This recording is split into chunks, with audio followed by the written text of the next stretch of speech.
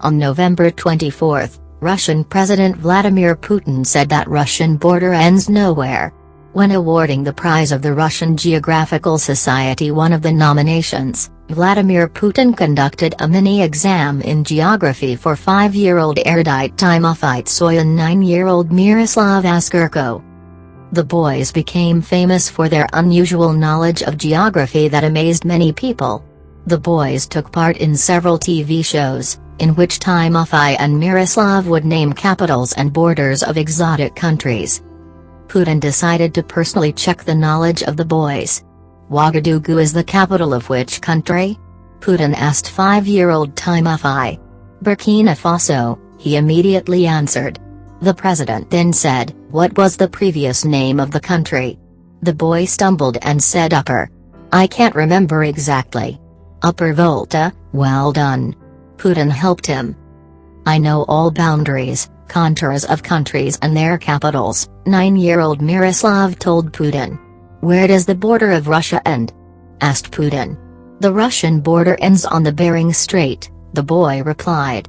"Wrong, the Russian border ends nowhere," Putin said with a smile to the applause of the audience. "That was a joke," he later added.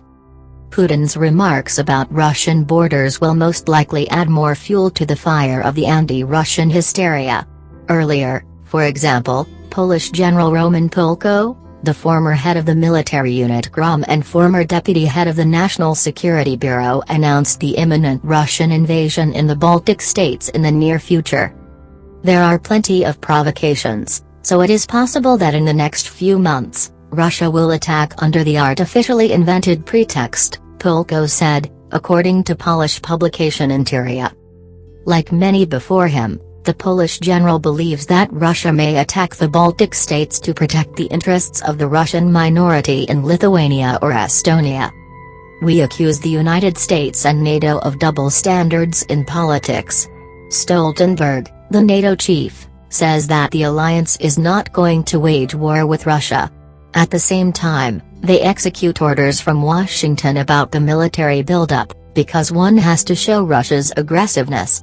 Of course, common people in the West immediately think that a threat from Russia is real, because Russia increases its military potential. Yet, NATO needs to use taxpayers' money for this purpose, so they launch another wave of anti-Russian hysteria in the media.